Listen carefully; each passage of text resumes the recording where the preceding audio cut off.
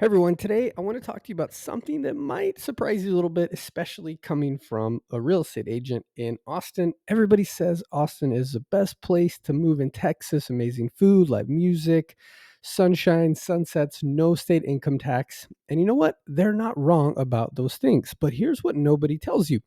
There are some major downsides to moving to Austin that you need to know about before you pack up that U-Haul and make a huge decision and commitment with your life. I've lived here long enough to see the good, the bad, and yes, the weird. So today I'm going to be sharing with you the 10 reasons you might want to not move to Austin unless you can handle what I'm about to show you. So let's talk about the Austin reality check. I just want to say this isn't a hit piece on Austin. I've lived here for a long time. I've moved to various areas, built a semi-custom home here. I genuinely love the city, but if you're thinking about moving here, you deserve to know the full picture and not just agents giving you house tours and all this type of stuff, telling you how great it is to live in a certain neighborhood or city, not just those Instagram worthy highlights.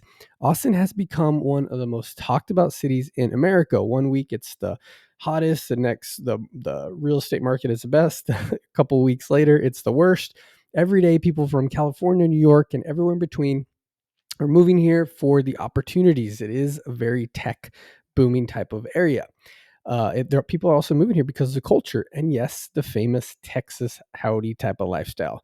But with all that growth comes challenges, of course, real challenges that affect your daily life, your wallet, and your overall quality of your life and your happiness. So before you make one of the biggest decisions of your life, let's explore what you're really getting yourself into. So the cost of living is where I want to start. This is the elephant in the room: money, your wallet. Austin used to be an affordable alternative to expensive coastal cities. Those days are long gone. Check out this data. Median home prices in Austin are now 2 to 3 times higher than San Antonio or Dallas suburbs. We're not talking about a small, insignificant difference here. We're talking about hundreds of thousands of dollars. A home that would cost you 300,000 in San Antonio might run you 600 to 700,000 or more in Austin. And if you're thinking you'll just rent, think again. The average rent for a one-bedroom apartment is now over $1,700 a month. That's not for a luxury high-rise downtown. That's just average. Many neighborhoods are pushing $2,000 or more for just a basic one-bedroom apartment. And it doesn't stop there. Property taxes, don't get me started, in Texas are notoriously high because we don't have state income tax. The state has to make money somewhere, and they do it through property taxes that seem to go up every single year. Groceries cost more, gas costs more, everything costs more than most people expect when they move here. You can still find deals if you're willing to live further away from the city, of course, and deal with the commute, which brings me to my next point. Traffic is a daily battle. I 35, if you know, you know. If you don't know, let me tell you. I 35 is basically a parking lot from dawn to dusk. This isn't an exaggeration. This is a daily reality for thousands of Austin commuters. The infrastructure in Austin has not kept up with the explosive population growth over the last few years, 10 years or so. We're adding over 150 people per day to the city, but we're not adding roads at anywhere near that pace. And the result? A 10-mile commute can easily turn into 45 minutes or more during rush hour. And rush hour, that's basically from 7 in the morning to 7 at night. Yes, no exaggeration. Unless you can afford to live, work, and play all in the same zip code, which, given what we just talked about with housing costs and property taxes, it's extremely difficult. You're going to spend a lot of time in your car. Public transportation, it's almost non-existent. It's improving, but it's still limited compared to other major cities. Most people here are extremely car dependent, and that means sitting in traffic is just part of your daily routine. Next up, the heat. Let's talk about something you cannot escape in Austin, and that's the heat. I'm not talking about nice warm summer. I'm talking about 100-degree days or more for weeks on end. It seems like it's never going to end. From June through September, Austin becomes literally an oven. The heat index regularly pushes above 100 degrees, making outdoor activities not just uncomfortable, but potentially dangerous. And here's the kicker, even the nights barely cool off. You might get down to like the mid 80s at night during peak summer, which means your air conditioning is literally running 24/7. Speaking of air conditioning, let's talk about what this does to your electric bill. During the summer months, it's not uncommon to see electrical bills of two, three, four, $500, depending on how big your house is. And that's just to keep your home at a somewhat comfortable, livable temperature. That's on top of all the other costs we've already discussed. If you love outdoor activities, you need to understand that for about 4 months a year, you'll be planning your life around avoiding the heat. Early morning runs, late evening walks, and a whole lot of time spent indoors. Next up, allergies will knock you out. So here's something that catches a lot of newcomers completely off guard: cedar fever. If you've never experienced it, you're in for a big surprise, or should I say, rude awakening. Cedar fever is caused by pollen from the mountain cedar trees, and it hits Austin super hard every single winter. We're talking about allergy symptoms so severe that people literally think that they have the flu. Headaches, fatigue, congestion, itchy eyes, the works. And it's not just cedar. Austin has ragweed in the fall, oak pollen in the spring, and mold year round. So there's this product called Texas Cedar Fever Allergy Relief Drops. The fact that there's a product specifically for Austin allergies should be a red flag and tell you something. Locals keep allergy medications stocked like water bottles. It's just part of daily life here.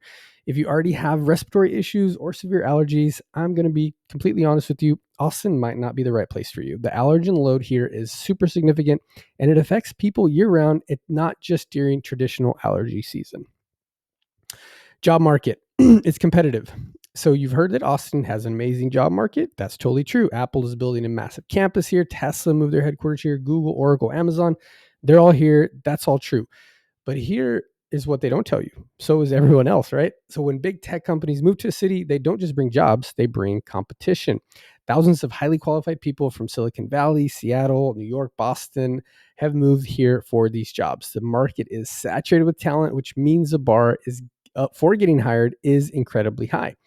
Many new arrivals underestimate just how competitive the job market has become. You're not just competing with local talent anymore. You're competing with people who have experience at top tier companies and are willing to take a pay cut to live in Austin.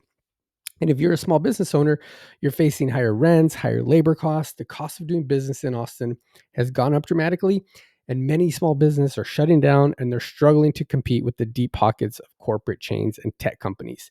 And the other thing, while salaries have increased in Austin, the cost of living has increased at a faster level. We're seeing this all throughout the country. So even if you land that high paying tech job, you might find that your purchasing power is less than you expected.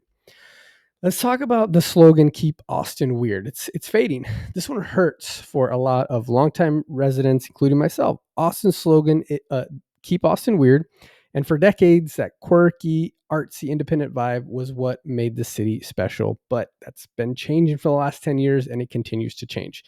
Look at the skyline, beautiful, modern, impressive, but it's also corporate. Those glass towers represent the gentrification that's transforming Austin. The quirky music venues, the independent food trucks, the mom and pop shops that gave Austin its character, many of them gone. They're getting priced out and they can't keep up with the rising costs. Rising rents are forcing out the very businesses that made Austin weird in the first place. Iconic music venues have closed. Local musicians just can't afford to live here, so they've gone too. Food truck lots have been replaced by luxury condos. The local charm that attracted so many people here is slowly being replaced by the same corporate developments you find in any major city. Longtime residents, especially, they feel this cultural shift very deeply. The city is still, don't get me wrong, fun and creative, but the character that made Austin unique is evolving, for lack of a better word. Some would say disappearing, and that's something to consider if you're moving here specifically for that weird artsy vibe. Let's go back to money for a minute because there's a hidden cost that surprises a lot of new homeowners. I've already mentioned it because it's one of the things that shocks the buyers that are coming in from out of state the most. Property taxes. Texas loves to advertise that we don't have a state income tax. And while that's true, but the state has to fund itself somehow, and it does that through property taxes. Homeowners in Travis County, where Austin is located, often pay over 2% of their home's value annually in property taxes. Let me put that into perspective. If you buy a $600,000 home, you're looking at around $12,000 or more per year in property taxes alone. That's $1,000 a month on top of your already high mortgage payment. But wait, there's more. Utilities in Austin are expensive. We already talked about the summer electric bills from running the AC 24/7. Add that to the water bills, and Austin has water restrictions during droughts, which means you might pay more for less water. Many neighborhoods have homeowner association that can add hundreds of dollars per month. When you all add all that up, the no state income tax benefit gets offset pretty quickly. Next, talk about a sensitive topic: homelessness and safety concerns. It's sensitive, but it's one that needs to be addressed honestly and transparently. Austin's rapid growth has outpaced its public services, and one of the most visible results is the homelessness crisis. And now other cities are dealing with this too. If you spend any time in downtown Austin or nearby highway underpasses, you'll see homeless encampments. It's a significant and visible problem. The city is working on solutions just like other cities, but progress has been slow and controversial, shockingly. There are ongoing debates about the best approach, and meanwhile, the problem persists. Public safety perceptions vary significantly by neighborhood. Some areas feel very safe, while others have residents expressing concerns. The infrastructure strain affects the quality of public services all across the city, from police response times to social services availability. I'm not saying this to scare you, but you should know this is an ongoing issue that affects the daily experience of living in Austin, particularly if you work or spend time downtown. Next up, wild housing market swings. Now, coming from certain cities, I'm sure you can expect this. But the Austin housing market, which has been a roller coaster ride over the last few years, look at this pattern. It soared, it dipped, it rebounded. We haven't been in very stable market until actually kind of recently. It's volatile, and that creates real challenges. Home values in Austin have experienced dramatic swings over the past several years. During the pandemic, prices soared as people fled expensive coastal cities. There was a lot of factors with interest rates and inventory, but then they dipped as interest rates rose and the market cooled. And now they're kind of rebounding again, but nobody knows for how long. If somebody says that they know what prices are doing or going to be doing in the next few years, guarantee you they're lying to you. So this volatility creates an unstable market pattern. It's not a steady, predictable appreciation like you might see in more established markets. And that unpredictability affects everyone. I tell people that are wanting to buy here, if you're planning on staying in your house for at least 5 years, and it makes sense for you in your situation to buy a house, the numbers look good on the house, then 100% go for it. Just closed on one today when I'm recording this video. Got the price for probably $30,000 under market value. Clients are happy, sellers are happy, and they had solar panels, which was paying for their electrical bill as part of a side note there. So so just wild swings in the housing market. And so what's the impact of this market volatility? What does it mean for you? First, if you're a buyer, you're constantly nervous about timing. Did you buy at the peak? Or are prices going to drop next year? Are rates going to drop? Should you wait? Should you rent? These are all stressful questions that really don't have clear answers. If you're a seller, you might find yourself stuck. Maybe you bought when prices were high and now you can't sell without taking a significant loss. Or maybe you're waiting for the market to rebound, but it's taking longer than expected and you don't know what the right timing is. And then, of course, I have to mention there are bubble concerns. In some neighborhoods, the rapid price increases feel unsustainable. People are asking whether we're in a bubble, and if so, when it might burst. That's not the kind of stability you want when you're making one of the biggest financial decisions of your life. The bottom line is that Austin's housing market carries more risk than more stable markets. If you're moving here, you need to be prepared for that volatility and understand that your home's value could swing significantly in any direction. And the one thing to always consider with real estate is you can't predict the timing with certain things. It's all like very unique to your situation. Talk with an experienced real estate agent, like one you're watching right now, and we can help make the right decision just for you. Uh, Mentioned this before too, but Austin's getting crowded and fast. So the fundamental issue underlying many of the problems we've discussed is Austin is growing too fast. It's growing too fast. 150 people a day moving to Austin every single day. And that's not an exaggeration. That's an actual number. Think about what that means. Every day we're adding the equivalent of a small neighborhood to the city. Every month we're adding a small town. Every year we're adding a mid-sized city. And the infrastructure, the roads, the schools, the public services simply cannot keep pace with that kind of growth. Schools are facing overcrowding challenges across the metro area. Class sizes are increasing. Resources are stretched thin. If you're moving here with kids, this is something you need to research carefully for your specific neighborhood. Austin just closed a bunch of schools. Eaton's ISD, the number one public school district in Texas, closed a school. So you got to pay attention to class sizes, zoning for the school, and then just kind of predict in a way what the future holds for that specific neighborhood. These infrastructure struggles are everywhere. We talked about the traffic earlier. That's a direct result of this rapid growth. Water systems, electrical grids, public transportation, everything is straining under the pressure of so many new residents every single year. And here's something more intangible but equally important. The small town feel that Austin used to have is rapidly disappearing. If you're moving here because you heard Austin was a laid back, friendly, small, big city, you might be a little bit disappointed. Austin is becoming a major metropolitan area with all the challenges that come with that.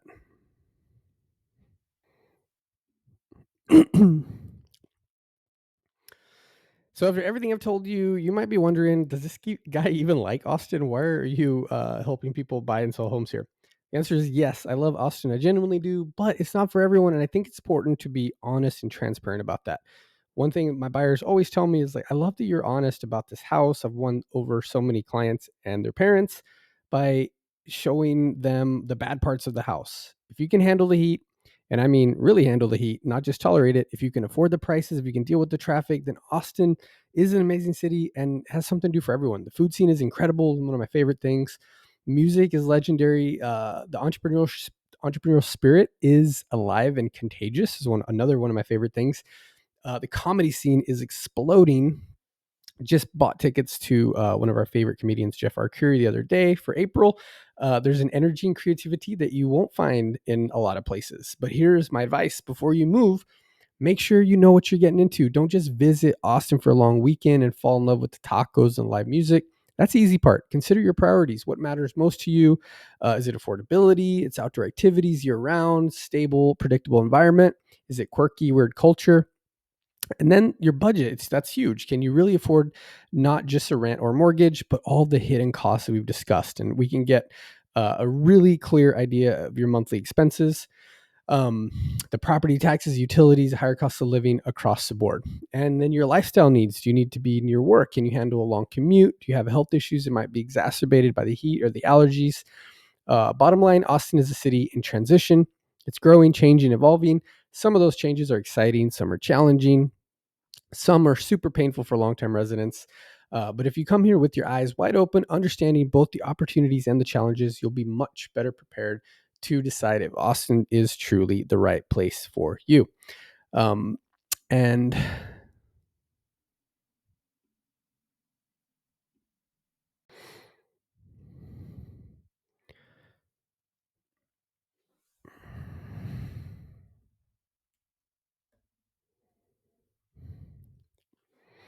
thank you for your time. Ended up being a longer video than I wanted, but I just wanted to make sure to cover all my points. I wanted to bring up points multiple times that are the most important of what I've found that buyers have the most questions about and are surprised most about after living in their house for a few years or months. Appreciate you watching. Hope to be sharing more videos. Subscribe. And of course, if you want to learn about any specific neighborhoods, I can tell you the worst parts of Austin, as I love creating these types of videos. But yeah, Nick Garcia, Austin real estate agent with All City Real Estate, here to help you when you're ready.